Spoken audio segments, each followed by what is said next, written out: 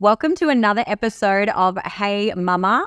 My special guest today is a Fit Mum Method superstar, my dear client that's been with us for a good while now.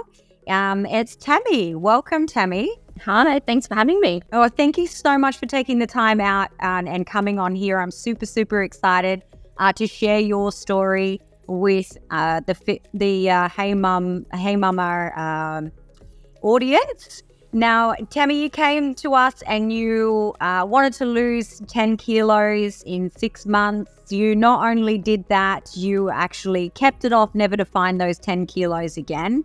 And you changed a lot of habits along the way. And we'll get to your journey and how you did that a little later. But at first, I want you to tell the audience a little bit about yourself, what your life is like. You are a very busy mama. You have your own business. You have a family. Tell us a bit about that. What's your life look like on a day-to-day basis? Hectic. But I'm a mum of 2. I have a little man who's 8 and a little lady who's 10. We also have 2 businesses. A retail building and construction supplies business, and my husband's also a plasterer, so the contracting arm of that as well. I pretty much manage and oversee both of those, as well as kids and school, and run the household and all the sports and after school dancing activities.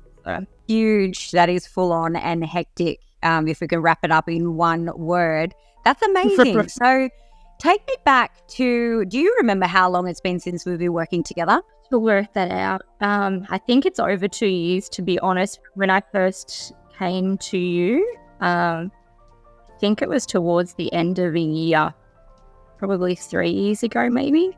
I was thinking it got to be over 2 years now. Yeah. But yeah, I'd noticed what you were posting on socials and had been dancing alongside you at Urban Edge in Dubbo, and it was just like, this lady can help me because I need help. Something's got to change.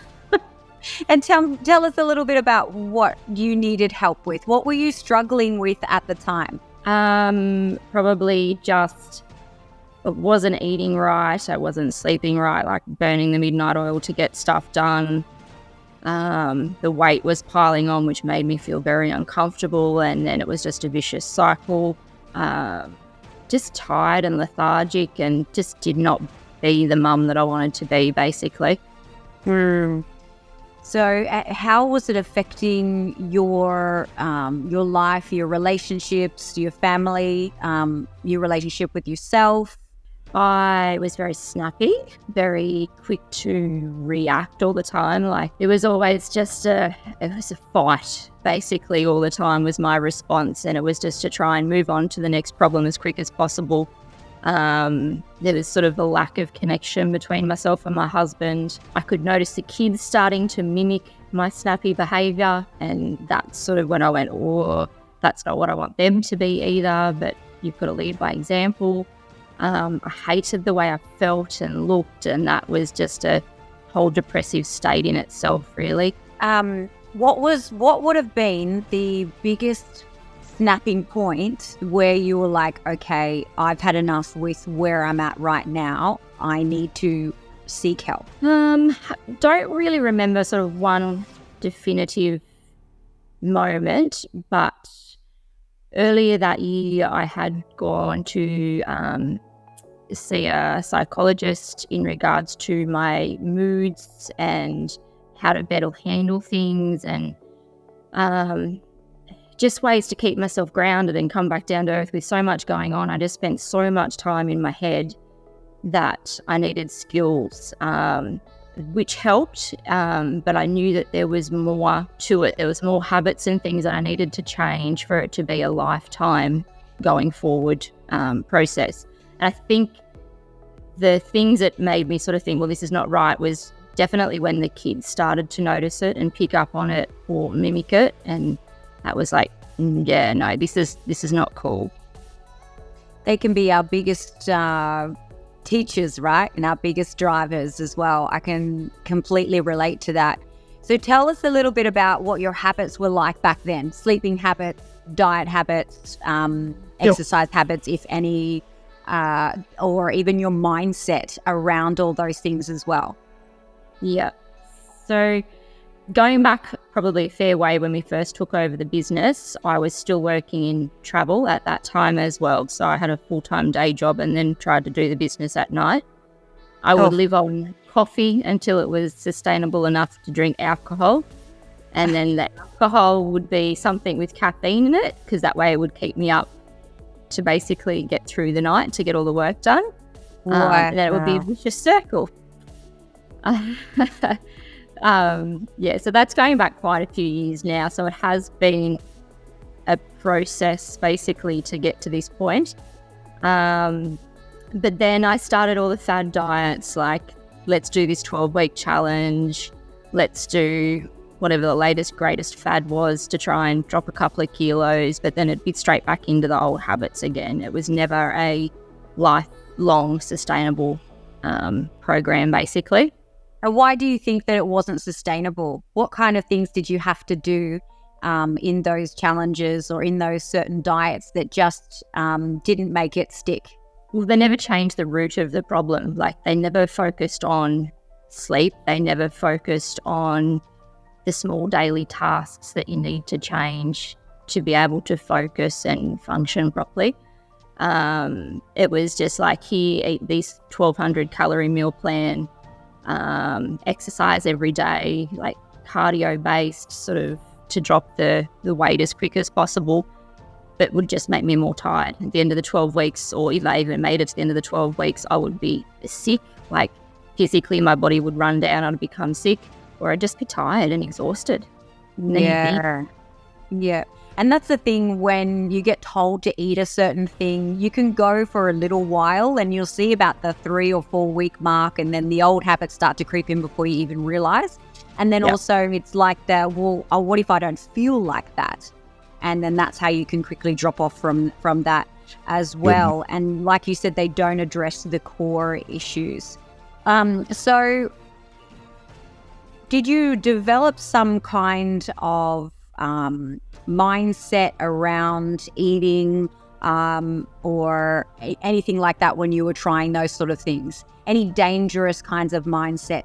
I've always had a really bad relationship with food, and that stems to when I was early teens dancing. I literally just did not eat until I ended up in hospital and on a drip because I had passed out from obviously lack of nutrition. So it's been Can you talk about that? When did that happen in your teens? I think I was about 15 from memory, doing ballet exams at a higher sort of level. Just thought I wasn't slim enough to be a ballerina, wasn't fitting the mold. Just didn't eat. Like, I'd have an apple and think that was okay, and literally passed out in my ballet exam and ended up in hospital. So It's just, it's always been a body image issue with me that I'm only just now at 40 years of age working through, because I always saw myself as a bigger person than what I was. Like, I just could not see it. So therefore I would go through binge circles of not eating too much, not eating too much. Yeah, and that has been that vicious cycle. And when you look back on those photos now, if you do look back on those photos, were you as big as what you thought you were? No. No. I remember my mum saying to me, I can't remember who it was going to come and get my old high school uniforms because they were going into high school. And I said, they're going to be way too, I'm trying to word this right, way too big on them. Because I would think that those clothes were big on, like I was big, so that they wouldn't fit this person. And it was the total opposite. Like, they were just way too small. Tiny. Yeah. So it wasn't until I actually saw like a physical example of it that I went, oh, okay, hang on. Isn't it so sad that it takes us so many years to recognize that, and you always look back and go, geez, I wish I had have just absorbed that and loved myself and saw, like, got a bit of perspective and actually just saw and the real me. Yeah, definitely. Where do you think that came from? Do you have any idea why you had such a distorted view of your body and what you look like? I don't know. I sort of blame culture, society, magazine, all that sort of thing. Like, remember reading like the Dolly and the Girlfriend magazines, and everyone was stick skinny, and you think, well, that must be how you have to look. Not that like you don't realize at that age that they're photoshopped or the stuff that goes on behind the scenes. And then the dance culture too. It used to be a very big, you have to be very skinny to be a ballerina. So sort of come from that as well, I think. Yeah, absolutely. But I just wonder why you thought you weren't skinny. When you were in fact were, because you found out with your little tiny uniform. I wonder why you thought, or you had that distorted view. We'll go back to when you decided to reach out for help. So you decided you saw some like posts that I was making. We were dancing together, which I had an absolute blast. That was amazing. Such a great time.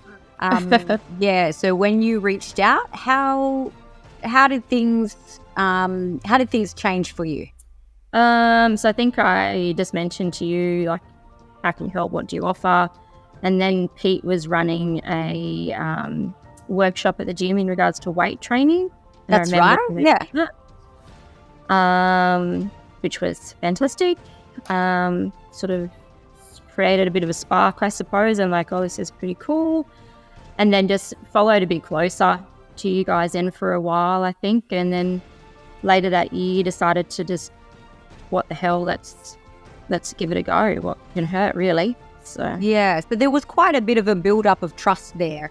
At first it wasn't just, I see these people, or I see Megan, I see the Fit Mum method, and I want to dive right in there. You sort of dipped your toe in a little bit, got to know us a little bit, and read posts and see if things resonated. Was it like that? Yeah, definitely. Yeah. And at first, did you think that this could possibly be just another quick fix? I think I did initially, but then the more I watched on and the more I seen what you were about, that's sort of the things that I liked. The way that you were involved with your children, the way it was a long-term thing. You didn't say, right, join up for 12 weeks. So that sort of what's the word, resonated with me, I suppose, is, yes, this is what I want to fix. I want to fix my children and my family as well as just myself. Amazing. And so what are some of the things that we started to implement when you first started working with me? Sleep, I think, was the main one. Awesome. I am so fanatical about my sleep now. Like, if I don't get my 8 hours, sorry, it's bedtime. Good night. And what were you like? Like, you did talk about being on the coffee and then the alcohol and stuff. So your sleep is very different now to what it was back then. How was that as an adjustment for you to then start to make sleep a priority and implement some habits before bed to ensure that you get that 8 hours? Yeah, it's a slow process. Like, I'm not going to sit here and pretend that it was easy or that I'm perfect or that every day is amazing. It takes time, and it takes, what's the word? It takes practice and patience, I suppose. And you sort of got to get everybody slowly on board. My husband had sit up working till all hours of the night once upon a time too, but now he's hopping into bed when we are. So he's seeing the value in it as well. Yeah. And we wouldn't get up early. We wouldn't be out the door on time because we'd sleep in because you're so tired because it's been midnight or whatever before you got to sleep. So whereas now the alarm's off at 5:30 and we're both up. So up and ready to go. Yeah. It's such a better start to the day. Now, there was a time where you messaged me, and I loved it because this is how close you can get to your clients, and that is the beauty of it, is that you messaged me one time and you said, hey, hun, I've got a personal question to ask you. When you prioritize your sleep and your nightly ritual, how do you also manage to have a great sex life? And I thought, wow, we have hit a new level of our relationship and a new level of coaching. And I love this because it's not all about diet and nutrition.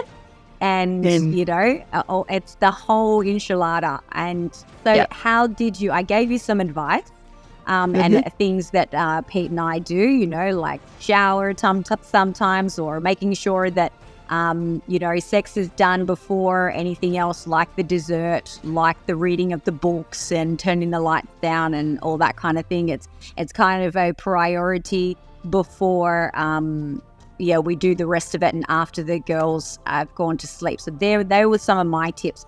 How did you end up navigating that? And if you did, I'm pretty sure you did. Yeah.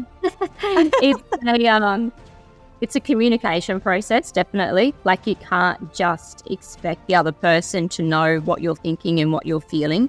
We a lot more openly talk about it now. And we schedule it in, believe it or not. Like, we've worked out during the week when the kids aren't home, or so they're both out at an activity, and just find the time, schedule it in. And it's quite cool because you'll be like, oh, that's coming up. Like, you've got forward to. That's exciting. I better get myself prepared. So definitely, you just got to make it a priority. It's the same as your exercise. Like, it's something that you and your husband value. You've got to make it a priority. You can't just let it fall by the wayside. Absolutely. And it doesn't have to be at bedtime. It was probably our biggest wake-up call. Like, you don't have to wait till you're in bed and you're both exhausted and tired at night. Yeah, I think that's such a great point, because sometimes it's like, most of the time, that's the last thing that you want to do, because you've put your little night cream on and you've put your pajamas on, you're already snug in the bed, and you have to strip it all off and clean yourself up and so that was our biggest thing was, don't wait. Like, if it doesn't work at that time, when does it work? Exactly. Yeah, big time. And even planning, like you said, scheduling it in, planning connection time. There's even little things to work yourself up to it, like cute little messages during the day, and communicating and having a laugh about things, and touching each other in the kitchen, and all that kind of foreplay to lead to that. Not just, we're married, so when we get into bed, that's what married couples do. Yeah, absolutely. Yeah. And so you touched on diet culture, and do you think that diet culture is big with mums? Like, you've obviously got other mum friends. I know you have mums, because they even tell me as well, they are inspired by you, and they do ask what you're doing, or they come to me and they say, yeah, she's amazing. What is she doing? What you're doing must work. So when you have conversations with your mum friends, do you believe that there is that diet culture still, like you talked about when you were a young girl, in the Dolly magazines and everything? With social media, do you think it's amplified? Do you think it's still the same, or do you think it's not the same? I think it's changing, but too slowly. And I'm a bit worried that it could just go totally the other way too, where people just don't care what they're eating, what they're going to look like. It's quite polarized, isn't it? Yeah. So, definitely, I think the mum... There's different groups, I suppose. There's the mums that just don't care, and then there's mums that are gym fanatics and go every day, but then they might not eat well to fuel that side of things either. So, there's different demographics for sure. But I like to think that there's a lot more mums out there now aware of it and portraying good behaviours onto their daughters and sons, so that hopefully it will break eventually. Yeah, absolutely. And that brings me back to, you worked on your sleep, and then the next thing obviously would be, what did we work on next? Nutrition. So what are some of the things that you learned about? So you went from a dieting mindset and habit what are some of the things that you learnt in terms of nutrition and eating habits? You can eat a lot and still lose weight.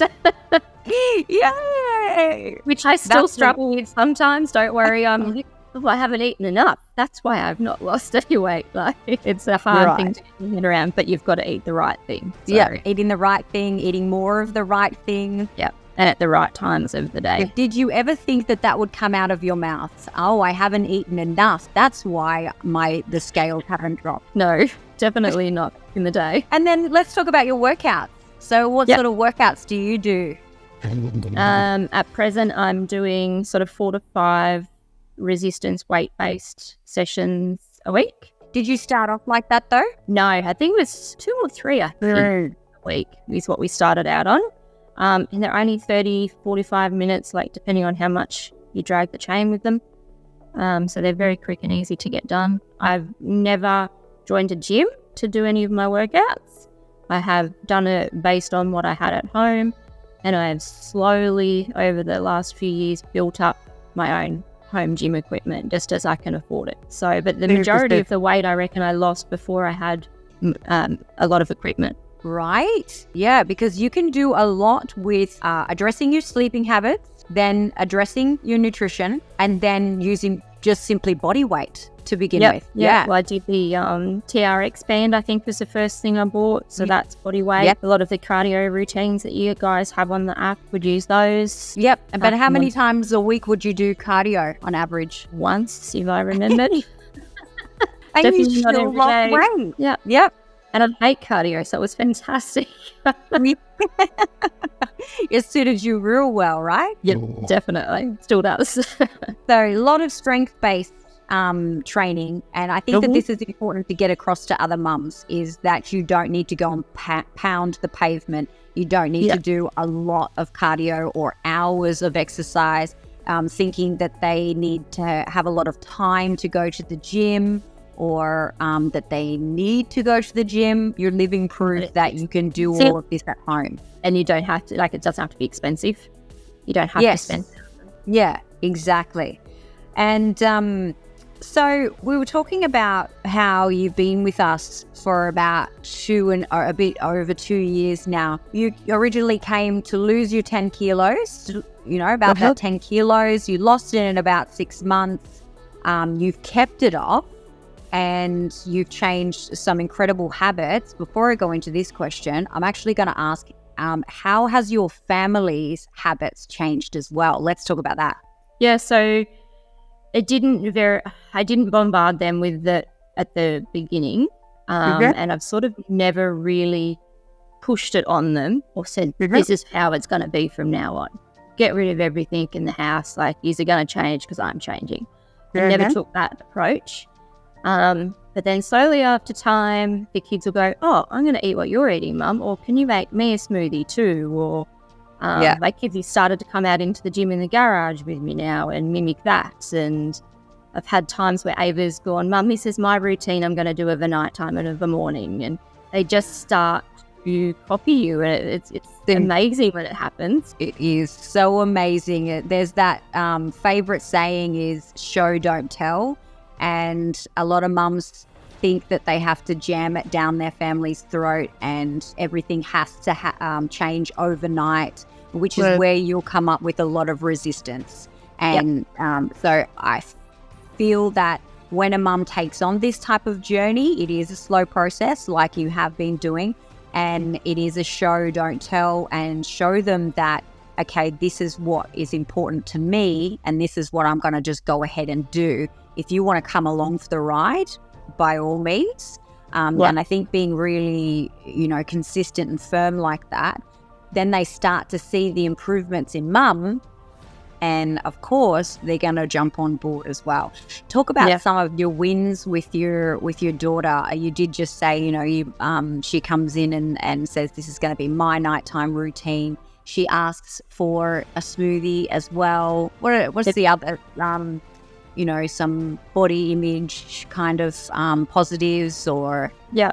So if anyone says things about being fat or skinny, she'll pull them up. And it's strong and lean and healthy, not And she's 10. Yeah. Because I don't like the whole fat word, because I think people using those words is what got me into the situation that it did. I don't want her to have to go through that same process, especially because she's a dancer as well. So our focus and goals is to be strong and lean and healthy, not to be skinny. So well done, Mama. Yeah.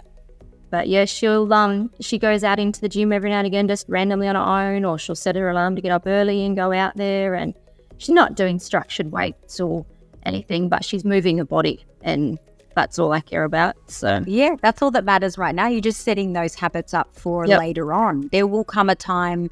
I mean, for my life, I always moved, and I was a dancer as well. And I was always interested in. I loved moving my body. And my dad would try and tell me as a teenager, you need to do weights, you need to be strong, you need to look after your muscles and all this kind of thing. And I used to be like, Dad, I like the aerobic classes, you know? And it wasn't until I got older that I realized the importance of building muscle. And, you know, he still brings that up to me now. Oh, it took Pete to come into your life to show you, you can listen to me. Listen to him, but not me. So these are stepping stones, and one day she'll come up to you and say, oh, hey, Mum, can you teach me how to squat? Or can we go and do a workout session? And so that's just incredible what you're setting her up for life. And how about your boy? He's getting better. He was the more fussier one. Is that right? Still is. Yeah. Still has his sweet tooth. He has his father's metabolism though, which annoys me, because they can eat whatever they like and their body shape doesn't change. But now I'm trying to get through his head that doesn't mean you're healthy just because of your body shape. But he started ninja focused gymnastics, which is a bit parkour type thing.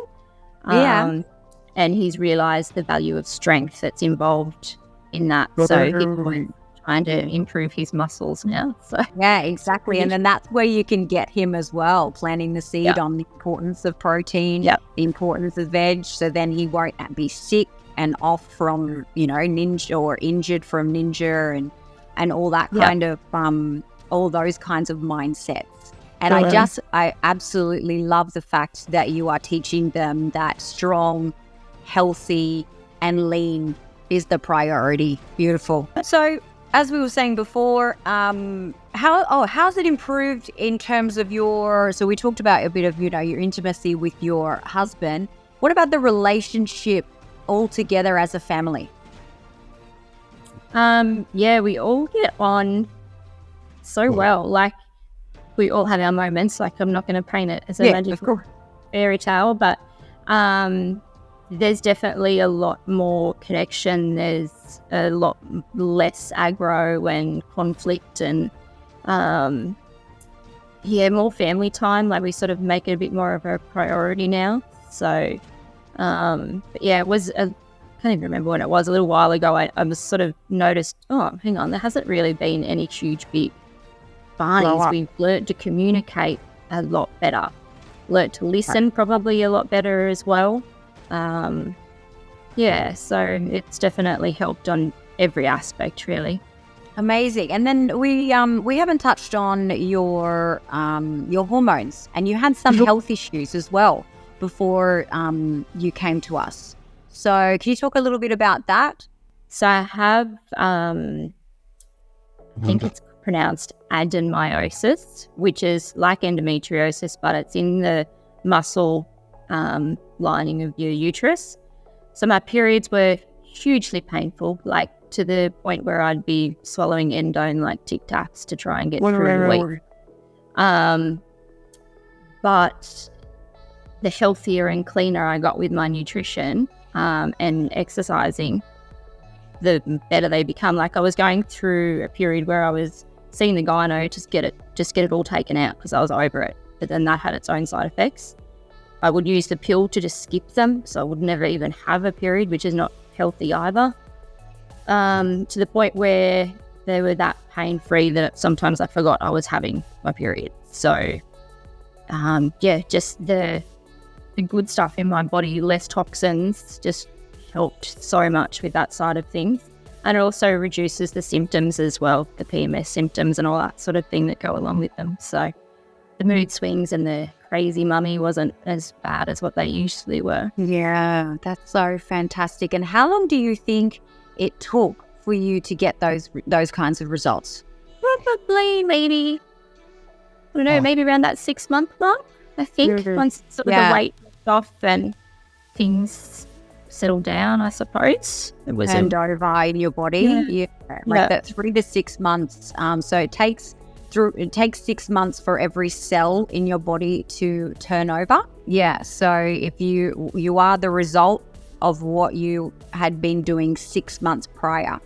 So that makes a lot of sense. It definitely made it a game changer. Yeah, absolutely. Like that's something that would drive you forward to keep going, right? Yeah, definitely. And I know as soon as we went to Fiji earlier in the year, and obviously the cocktails and alcohol and things were on holidays, and come back, and the period after that was like, oh man, okay. Yeah. That's why I stay clean. And I always say this as well. It's important to go backwards sometimes to then realize how far we've come and why we are putting in the work every day, why we are food prepping, why we are making sleep a priority, why we are getting strong in the gym, why you're waking up early to get your workouts done, even when you're so goddamn tired and you're telling yourself, why am I doing this? Why am I here? Those are the reasons why, right? Yep, definitely. Yeah. And you never regret a workout. Like you always feel so much better, so more energized, so much more grounded once you've done that, and you can handle things completed so much better. Yeah, it's definitely helped me handle business stresses and situations and conflicts so much better as well. Just with a clearer head, more focus, not so up and down, I suppose, with your hormones and mental state. You can just focus on things a lot clearer and handle things a lot better. And you've had a lot of success with your business since starting on this journey too, haven't you? Yeah, definitely. I think probably in the last, probably just before COVID, which is probably when I started on the program, to be honest, things have gone gangbusters for our business, like just more focused and more driven with it, whereas before it was just let's try and get through each day, whereas now we've got goals and visions and targets that we work towards and can just manage things a lot better. And like you said, then working towards going on a holiday like Fiji, where you go and you have a great time and you're not restricted and feel guilty for having a good time, and then when you come back, you know how to get back into your normal routine. And then you end up craving that normal routine. Yeah, I was about to say the same thing. You end up craving to get back into that normality because you realize that you start to feel so sluggish and weighed down again. Yeah. And so you've been with us for over 2 years, but what keeps you here? That's what I want to ask. What do you love about the Fit Mum method? The accountability, I think, because I think I'm still a bit afraid that if I don't have anybody to answer to, I'll be just like, I'll just do whatever. Like, I don't think I would, because the things I do now are just habit. Like, it just happens. The food turns up, it gets chopped, it gets put in the fridge. It's cooking on Sunday is just, I get up and get it done. It's not oh my God, I've got to do this again this week, or I've got to go to bed early. It just happens. But I also love the weights program that I get, and the accountability and things with that as well. So it's like having a little trainer on your phone, which is good. Yeah.